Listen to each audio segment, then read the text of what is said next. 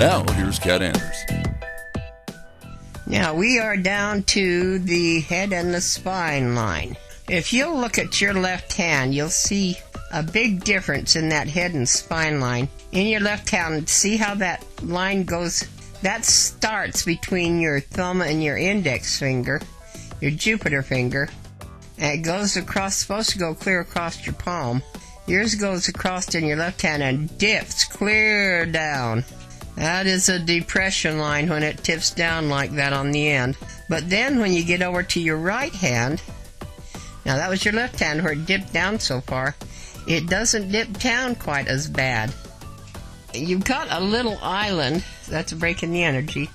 You've got a little island right at the first start of that head and spine line. And the head line drops way down on the left hand at the end. And then it doesn't do so bad in the right hand. And my guess is you're on antidepressant medication, because it'll do that. Remember, your right hand is your working hand, and your left hand is what you're born with. So the depression line isn't as bad in that right hand as it is in the left hand. It's terrible. It looks to me like you've had a head injury. And then you got quite an island right there at the first of that line. The nerves, when they go out into the body, they intermesh with the muscles. Boy, if those nerves get pinched, they send a little pain signal in to the muscles, and the muscles interact. They make a little muscle spasm. It keeps the vertebrae turned out of place.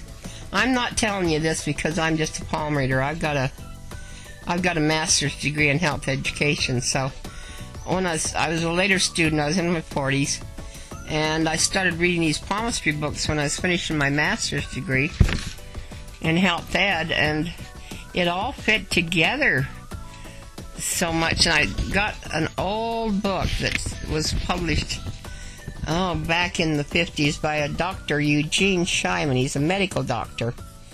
And he was telling how all the health stuff showed in the hands. And, boy, he's right. That whole spine shows right on that line, that head and spine line. The health of your spine is going to show on there. So, and that's what your line is showing, is when that tips down on the end, it's showing that is a major depression line. That's what makes me think that you got hurt up in that skull, because C1, C2 are called the atlas and the axis, and they sit up underneath that skull, right at the back.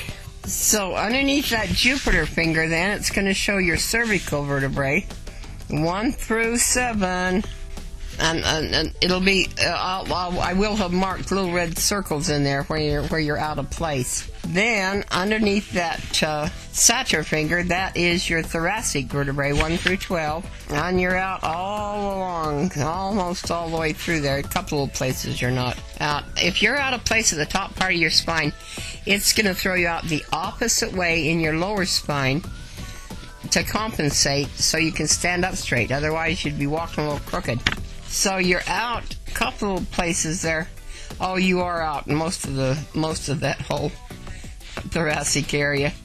And then you're out right in that lumbar area. That's 2, 3, 4 lumbar area. That's right where your male nerves, your prostate, your, what is that? Oh, I've got to look on the page here.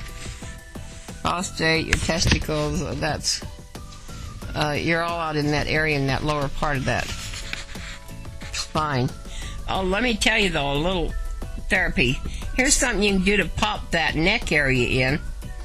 If you put your arms right out, I had an old doctor show me this.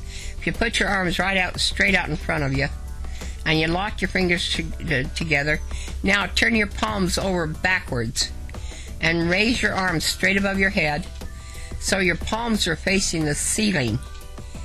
Now push your arms back. Remember, keep your arms straight. Now put your arms backward. Back behind your head. And you'll hear it go pop, pop, pop, pop, pop. That is those vertebrae right at the base of that neck. Usually that 6C, 7C, 1T, 2T. That area right there where you bend over those darn computers all the time. I used to read palms in the 1995, 96, 97, and I didn't see people out of place at the base of their neck. But boy, since the advent of the computer, almost everybody all around the world, I get hands from Pakistan and Japan and the Philippines. I get hands all over. Almost everybody's out of place in that neck area because of the computers, because you lean over those darn computers all the well, I do too, and it just stresses the base of that neck. Pop that back in place. It looks to me like you're going to have to go see a chiropractor. Oh, well, you are, because you're going to have some cranial work done. Now, this a chiropractor that does the craniosacral work, the top two vertebrae, the C1, C2, they have to have an extra 18 months of training. And it's called craniosacral therapy. And what they do is they generally go in through the mouth and they massage those nerves. That nerves all end from the top of that spine. They all end in the roof of the mouth. And they massage the inside of that mouth because they can feel which nerves are being stressed. And that relaxes the nerves a little bit. Then they just take their thumbs and they move that C1, C2 back in place. So you're going to have to get a doctor that's trained to do craniosacral work. And you'll have to ask them if they've had the extra training.